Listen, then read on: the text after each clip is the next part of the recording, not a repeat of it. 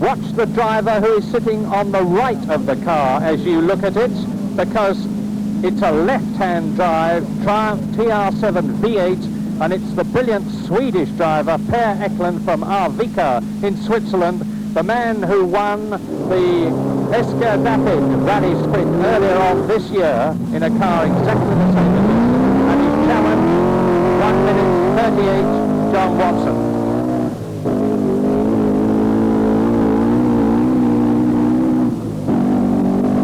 Now downhill, Per Eklund, the man who has driven a lot for Saab in Sweden. He's driven the Lancia Stratos, he's driven the Fiat Ritmo, and he's been in this sort of game for 15 years, and if this isn't a quicker time, I will be very surprised indeed.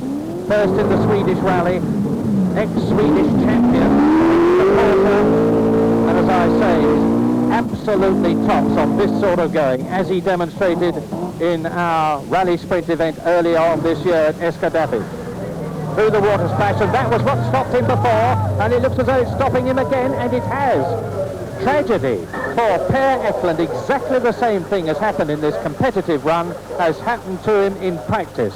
What happened there was that the number plate came off the front of the car, and we're looking at Malcolm Foley actually, who is in the passenger seat. You can just see Per Eklund's hands on the left-hand side of the car operating the steering wheel.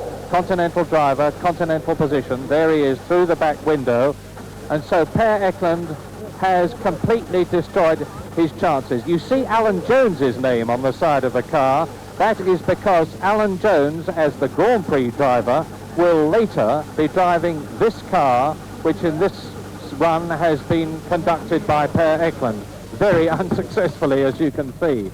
Drowned engine, as he had in practice, and that means that Per Eklund is effectively out of the running, because unless he is given an extra time, he's out of this stage.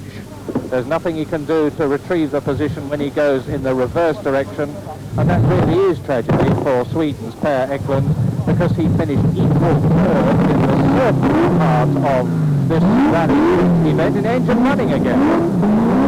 Well, it's going to be about a 5-minute time, I should think, the way he's going at the moment.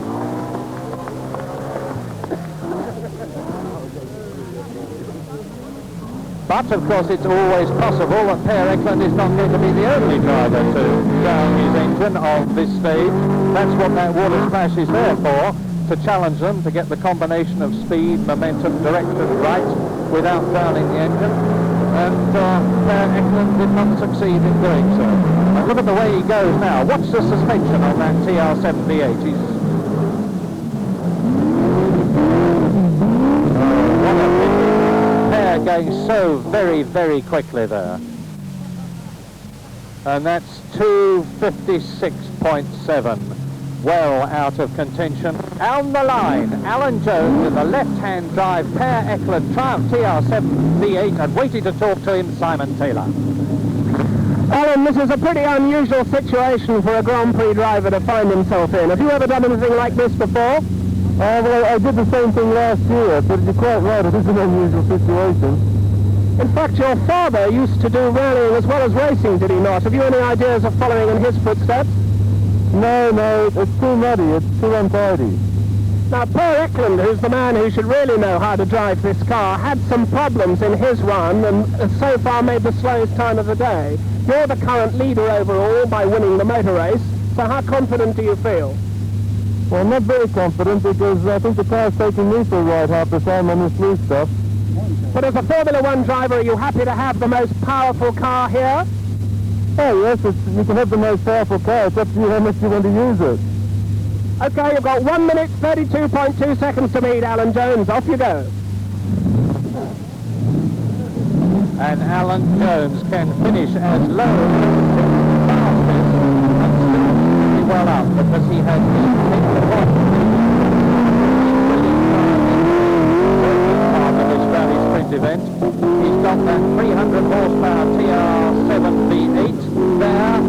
Alan Jones, despite his modesty, is a very, very capable driver, and the points in this rally stages section of the rally sprint event are different from the circuit 20 points for the winner of each of the two rally stages legs, down to 6 points for 8th place. Alan Jones going well, and at the present moment, his time, 1 minute 32.2. The third fastest time that we have is Patrick Torbay, and he's the fastest Grand Prix driver, 1 minute 35.8. And Alan Jones, has he done it again like Per Eklund did?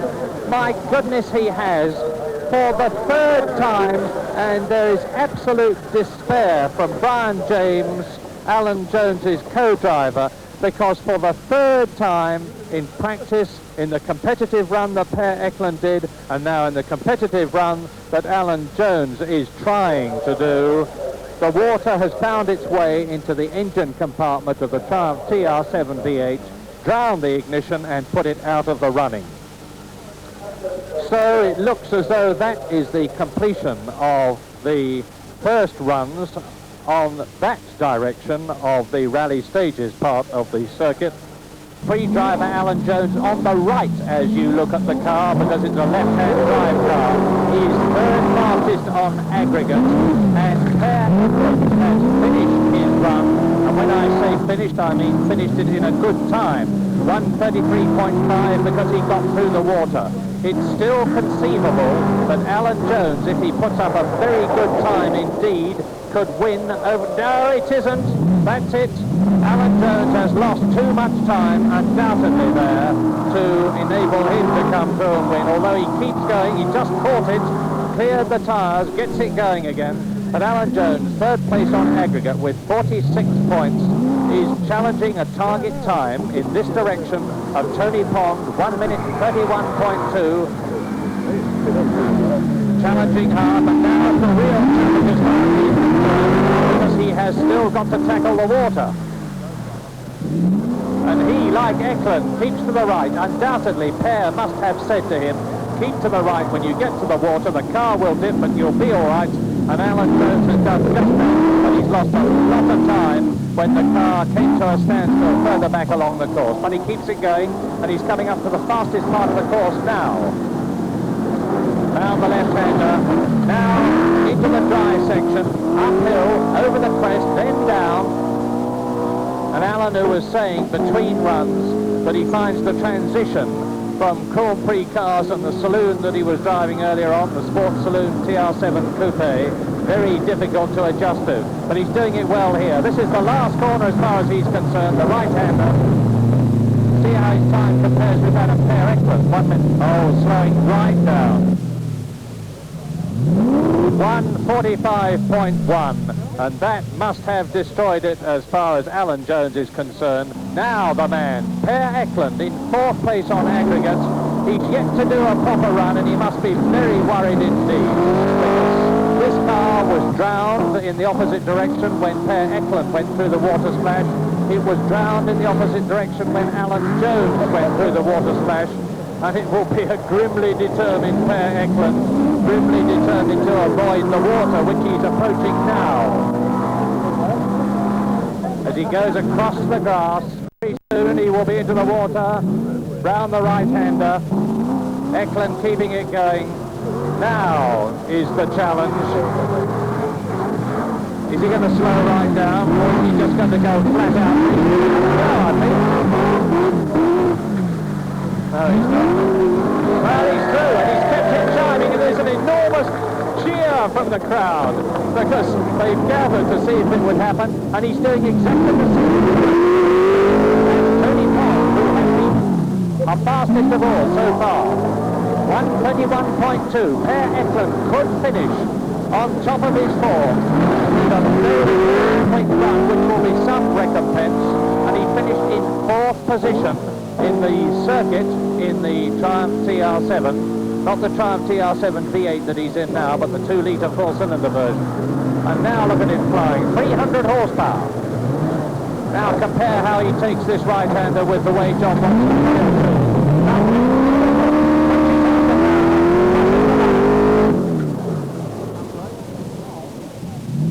And the time is 1:33.5.